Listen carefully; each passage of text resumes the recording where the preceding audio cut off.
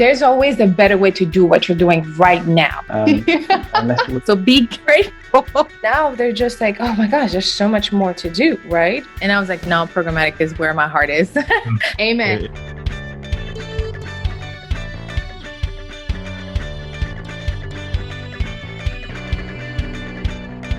Welcome everybody. Thank you for joining the Programmatic Digest podcast. Today we have a special guest, Julio. Thank you so much for joining us. How are you doing? Doing great. Thanks for having me, Hélène. Oh man, I'm so excited to talk to you because I came across the team reached out to me via Instagram. The team is MonetizeMore. Julio is the president of MonetizeMore. Is that correct? That's correct. Okay, perfect.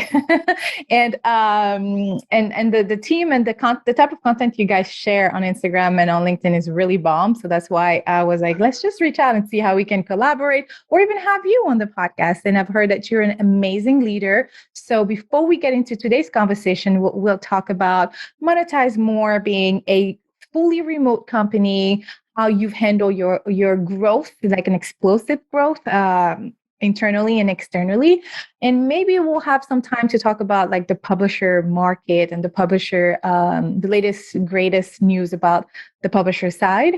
But before we get into the conversation, go ahead and introduce yourself to those that don't know you yet. Sure. I'm Julio Monzon. I'm the president of MonetizeMore, as you said. This is our 12th year in business, and we've been running the business completely remote since the very beginning. We basically what we do is we act as the ad tech engineers for publishers who need sort of full ad tech setup. We also provide a platform for publishers who just want to do everything in house because there's publishers in all sorts of every area of the spectrum. Yeah. And then we also we're the parents of a company called Traffic Cop that is our fraud traffic detection and suppression software specifically for ad tech. Okay, I have a lot of question about the fraud world on the publisher side. My experience is 100% buy side. I work with agency. I help them build the department, the programmatic media department, whether it's like already expert at bat or from 0 to 100. And so before talk to us about MonetizeMore.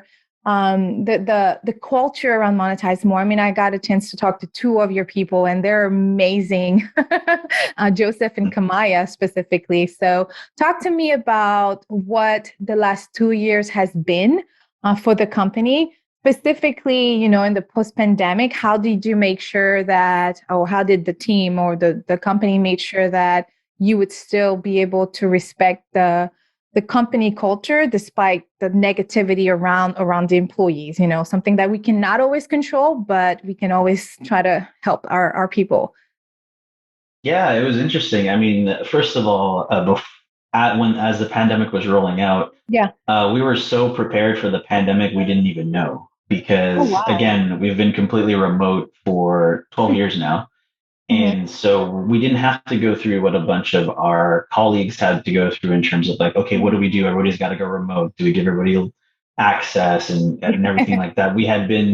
It's been part of our cultural DNA for over a decade. So, of course, we addressed the pandemic and made sure everybody was safe. And like, we made sure that we could, extend a hand in any way we could. But in reality, it was, other than the news, which was quite negative, it was pretty much business as usual because people were already architecting the best way they could work, the hours they could work, whether that's from home or somewhere else. Maybe they shifted a little bit more for homework, but I mean, that's pretty much what happened as the pandemic was rolling out.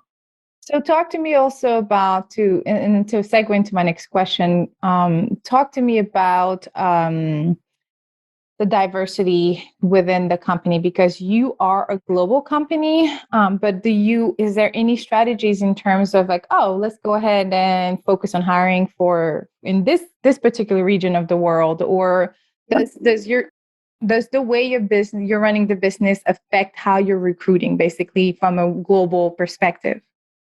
Hey, I'm Ellen Parker. What if I tell you for $75 a month, you get to join a community with other fellow programmatic ninjas, successful ones that are looking to grow, ones that are looking to share what they know and learn from others? Would you be interested? And I get to coach you through your transformation, coach you through the skill set that you need to know in order to get what you want to get. Either is that raise, either is that promotion, either is even like a different job, right?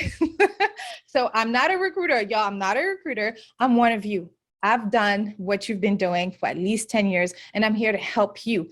And in the midst of things, some of my friends from the Programmatic Digest podcast, some of those guest hosts get to come. How many times have you listened to any other podcast and say, dang, I wish they could elaborate on this, or I could ask this? Well, you get a chance to do that in the community. Just for $75 a month, we meet weekly, we grow weekly, we learn weekly, we share authentically, just being ourselves. You know what I mean? Like, try the first call on me, DM me, send me information, head over to the programmaticmeetup.com. I know you'll be able to find it anyway. So see you next Friday. Yeah, so that's an interesting question because at the beginning, we always knew we wanted to be remote. Yeah. The motivation to get into ad tech was what could we do so we can never go into an office? Not necessarily, oh, I think ad tech's so cool, but obviously ad tech is the best now because we've been in it for over a decade. But what it's interesting you asked that because we started hiring in Canada. We were a Canadian company, obviously. Mm-hmm. And what started to sort of happen is we started to hire a little bit overseas. And over the decade that we've been in business, what started to happen is the best people that came to us were referrals from our, A players, our rock stars. Oh, wow. And some of them were in Europe. Some of them were in certain other areas of the world. And what has happened is we've rolled out certain little pods of talent sort of all over the world. And that's nothing that we consciously said or researched and said, okay, we're going to have to look in this area of Brazil or this area in Canada or this area in Europe, et cetera. It just kind of formed by our A players, like referring more people and then us saying, okay, there's got to be something in the water in these areas maybe. And so we kind of started posting there and looking around there. So it was really community driven, I guess you could call it, on where we would find our talent. I like that. Recruitment, it was a community driven decision. That's great. Or strategy. I like that. That says a lot about the company. And like I said, I got to talk to a few of you folks, but you can instantly like feel the charisma, feel the energy. And I was like, yo, I got to talk to this guy. He's bomb. Like, they had nothing but amazing things to say about you. And, but it's not only about you as a leader, but you could feel how great each individuals I talked to were in their field and the way they communicated and the energy they were, it was all virtual, but you could feel the energy was like legit. So with that perspective, I want to get back into the culture of MonetizeMore. What are the fun things you like to encourage the team? And the reason why I'm asking that again, y'all did it before working virtually or remote was sexy. Okay. So now I'm trying to pull information or insight from a leader like yourself and the company for people that are listening that are maybe struggling with company culture right now. Oh, they're asking me to get on camera again, another Zoom camera meeting when I just want to be in my robe, which I have one here too. So what are the things you do to really make sure to, and maybe I'm trying to learn from the company as well, but what are the things you make sure happens so that employees or team players are not just feeling like another meeting on Zoom or another meeting on Teams with a camera on that I don't feel like having? Yeah. So first of all, everything that I'm about to say just came from our team. The first thing that I guess viewers should listen about the culture is that it's impossible for me and my business partners to come up with every single good idea in terms of managing this many people across the world. It's literally impossible. So everything that we have done has been really, like I'll go back to it. It's been community driven. It's been team driven. We've asked a lot of questions. We've sent out a lot of surveys. We've tried some things in terms of, happy hour and things like that. But it's really come up to what the team likes. So what the team likes has been sort of in terms of employee engagement has been online yoga classes and things like that. Oh, wow. Again, Okay. I never would have come up with that myself. But typically what I've seen during post-pandemic is some companies go, oh, it's company happy hour. And we have that every once in a while, but most of our team want to be engaged. They want to have more people sort of on the call. They want to participate. They like their raffles a lot. They love that kind of stuff, like raffles where there's a prize, like a campaigns, things like that. Yeah, it gets them really excited, right? And I guess that works for us, and that has been part of our journey. But I guess what I would, encourage your viewers to do is really listen to your team. And we've, over the years, we've grown to over like 200 people all over the world now.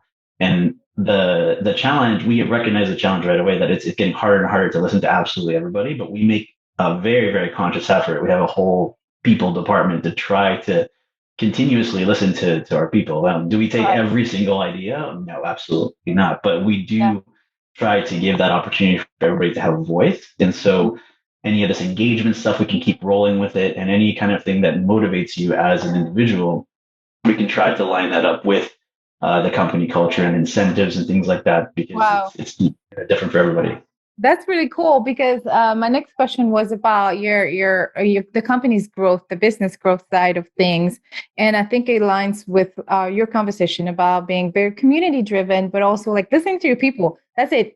It's no secret. There's no substitute. It's not a secret sauce. You just got to listen to them and be genuine and be, practice empathy and making sure you reserve some time to listen, basically. But one of the questions that I have was at a certain point in the business side of things, you acknowledge that we are scaling. I mean, we're growing really fast. How do we scale? So you mentioned that you had about 200 employees at the moment, team members, ninjas working for MonetizeMore. When did you realize like, oh man, we gotta extend our team, and how did you do that? Yeah, it's funny because when I'm asked that question, people have to realize it didn't just happen overnight, right? Right. We were, about 10 people. Then we were just 50. What?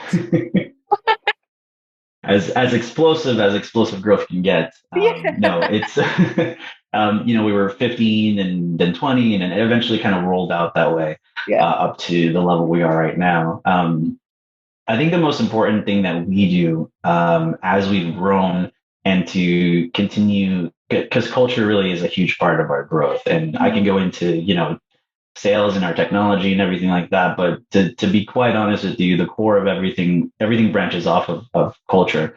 Whoa. And to maintain that culture as we've grown, we've really put we've really put a lot of effort into what we call cultural interviews or cultural screening.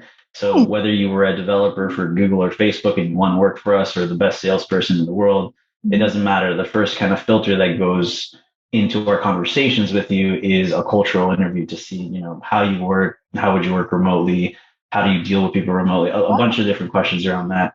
And only after that do we start talking on second round interviews of like your skills and, your experience, etc.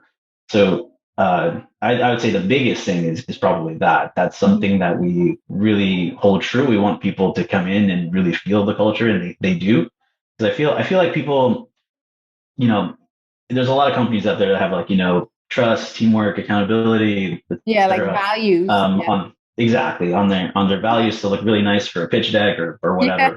And you can't blame people for being suspicious of ours, right? So once they come in, and once we have the cultural interview, they kind of get it, and that kind of preps them. So when they come in, and we've had this kind of sort of review after we've interviewed people after they've been with us for a few months, is wow, you guys are actually living these values. It's not just like to look pretty and ignore for a piece of paper, right? So yeah. That's cool. What are like two questions? Because like, how do you question or verify that you can fit the culture? Like, what are two popular questions you like to ask candidates, or three or four, whatever you want to share?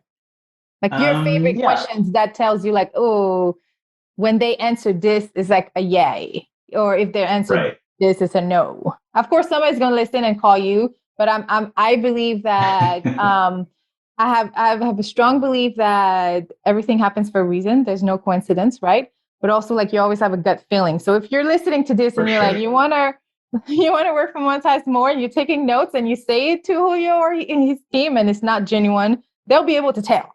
So, but go ahead, share 2 or 3 questions and answer. Yeah, I'll give you a little taste. For sure. I'll give you a little taste. If you had to interview me as if like I was about to join, like what would you ask me the first thing to make sure the culturally I fit? So I would ask you, and I don't want to give away too much of our secret sauce here, but I will give you a taste. So it is questions. So it's they're questions that will lead you to basically answer, do you understand how you work the best? Because we honestly, from the very beginning, so over a decade ago, like we've always believed that to get the best out of people, you need to give them the freedom. You need to trust them with the freedom that they can architect when they work the most efficient. I'll give you an example. My business partner loves to work at night. He'll get up and probably start work at 1 or 2 p.m. and work until the wee hours of the night, just because that's just when he's most productive. He's not distracted. No chance I could do that, right? I like to wake up. I like to start work at 6 or 7. I get my important stuff done.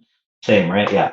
So the questions we sort of ask, and the most important things are, do you know independently how you are the most productive? Because that's the freedom we're going to be able to give you. And that's the trust that we instill in you. So if you can convince us that you are 100% sure on how you are the most productive, whether it's, working 18 hours straight, where you take a 5-hour break in the middle of the day, or all in the morning or all in the evening, whatever it is, that tells us that you have a good grasp on who you are, and you'll be of value to MonetizeMore.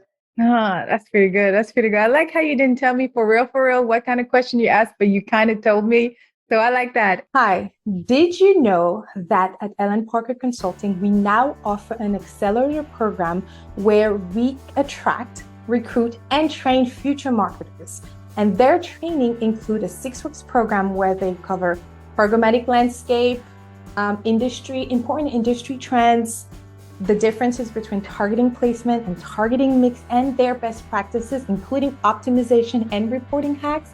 And they're able to set up, manage, and monitor a demo campaign in the trade desk, everything including audience selection, inventory optimization, SPO, creative upload, brand safety, you name it. They're able to do it at the end of the 6-week program. So if you are part of the 90% of employers struggling to find a skilled candidate today and not willing to spend $14,900 on a bad hire, according to Zipia, give us a call. Let's discuss which one of our 5 to 10 juniors available every month is the perfect fit for your team. Clients who have hired our juniors have shared that we were able to help them save 1 to 2 months onboarding with those juniors. Give us a call right now and let's discuss the solution with you. And actually, when I start training teams, one of the first sessions that I have after the introduction, the onboarding, what is your team about,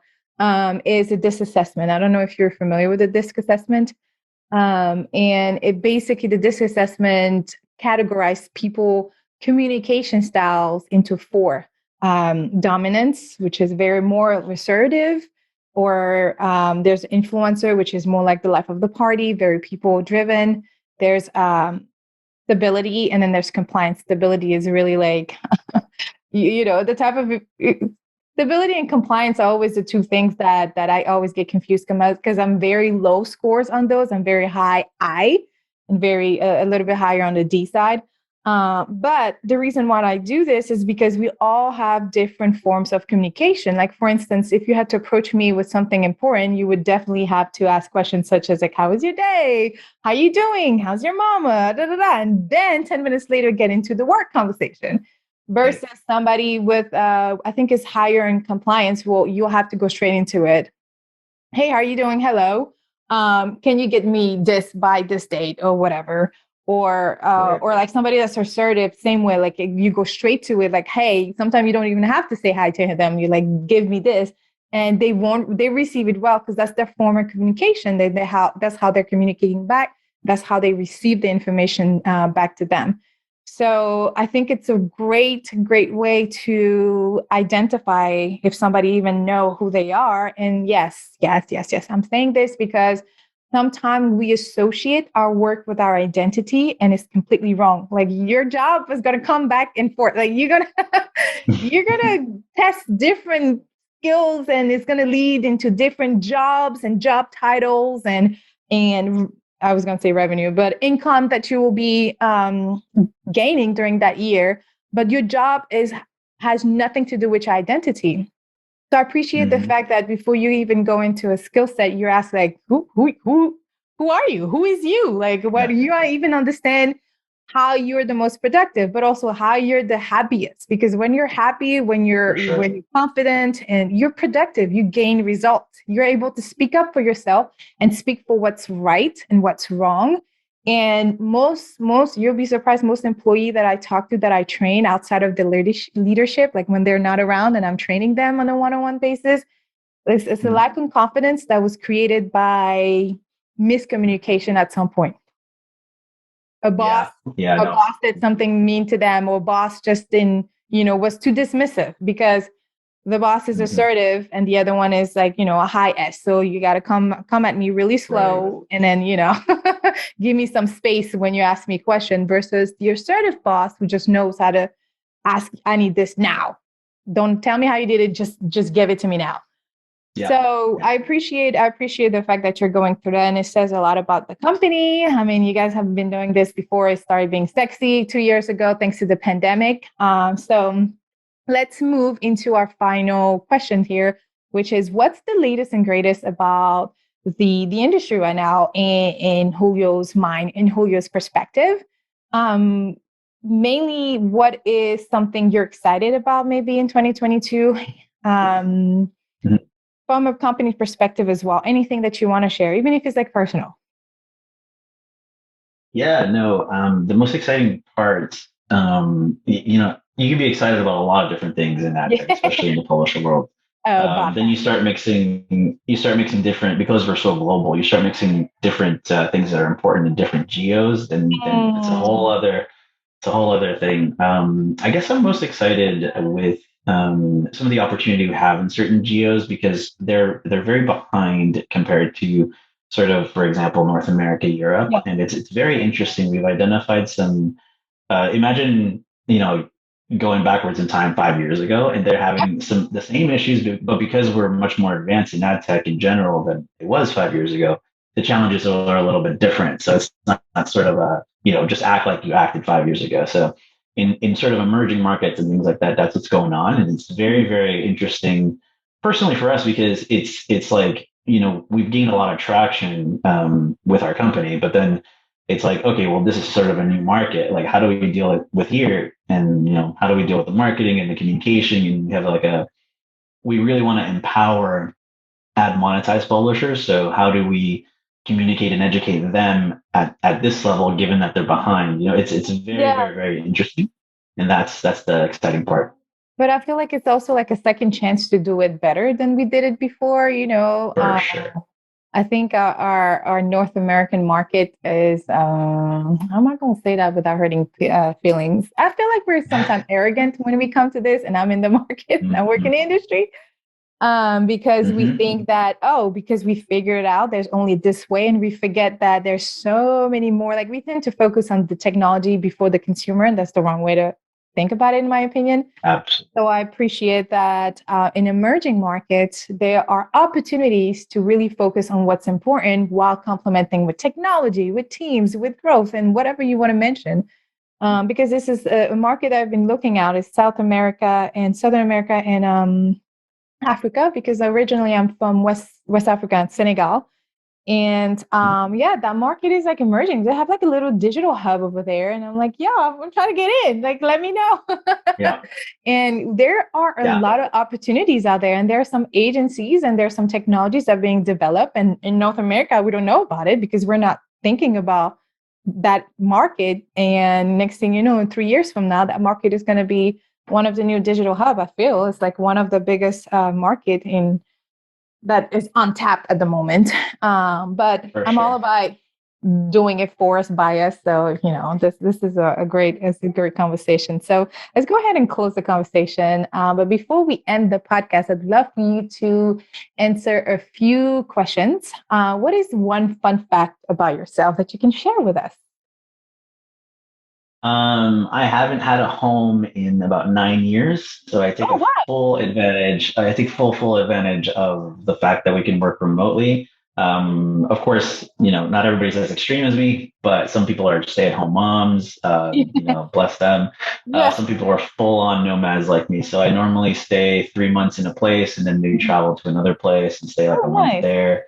Airbnb should be sponsoring me at this point. To be honest, I'm all about the Airbnbs. So that's a fun fact. I've not actually stayed put in a place other than the pandemic. In the pandemic, I was in Mexico for 6 months, but that was the longest I've been somewhere in the last 9 years. Wow. So what is a place that you visited or lived in that were like, oh, I would have never imagined that it was so amazing that you maybe in the last 2 years? I'm not going to ask you where you are now for safety reasons. But like what in the last 2 years, what is a place that you visited and you're like, oh, I knew it was cool, but like it's really, really cool because of this? To be honest, and a lot of nomads maybe listening will disagree with me, but to be personally honest, I'm going to say Mexico, just because I'm Canadian, right? It's kind of like Mexico, like everybody goes to Mexico. Why would I go there? So I never really gave it a chance, to be honest. But lately, in the last few years, I have, and there's just some incredible spots for everybody. It's a vast, vast country. It really opened my mind to that. So I'm going to say that. Oh, wow. That's really cool. Thank you for sharing. All right. Last question is, I like to play a what if game. And the point of the game is to think really big. What is the biggest goal, like a dream that is almost unattainable that you could use? So for instance, my what if is, what if I retire my mom by June 2022 by her birthday? Her birthday is June 25th. June 25th. And so my example would be, what if I retire my mom by her birthday 2022 and she's just able to travel the world and go see her sisters because they're all spread out whenever she wants, because I can financially help her. So it's like a big gift, right? It's like a big dream. I mean, but it's not always impossible. But to some people listening, it might be come across like, wow, that's really big. So give me like your biggest what if. What if? I guess it's going to be in kind of the same realm as you said, because a big thing with just how I live nomadically is seeing family. And some, like, my parents will fly wherever I am and visit me. That's happened recently, but not. I was born in Peru. I'm Canadian, but I was born in Peru, and that family I just love. And of course, because of pandemic and because of visa reasons, sometimes they just can't come see me. So what if I could just fly all of them? And trust me, there's a lot of them. Over to wherever I am, whatever paradise, whatever beach place I'm at. Sometimes that would be incredible. That'd be a lot of fun. That is bomb. Well, I don't think it's impossible. So we're gonna end this amazing conversation on that note. We'll be checking in on your what if. Okay, y'all listening, and I will everybody updated, even if it's like one or two that you start flying out for now. And then you move up to like the whole family. I have a lot of cousins as well. That's why I understand that. And that's why I laughed a little harder. It's not to be disrespectful, but I have a lot of cousins too. So I understand where you're coming from. But thank you so much for joining us. If you had to end the podcast with like a word of wisdom for anyone listening, maybe something that you would have told yourself, like as a junior, just starting in the industry, what would that be? As a junior in the industry in ad tech. Yeah. Like if it was like maybe, so you say you've been working for like 9 years with MonetizeMore, like 9 years ago, or even 10 years ago when you started working in the industry, what would you tell yourself that you learned over the years?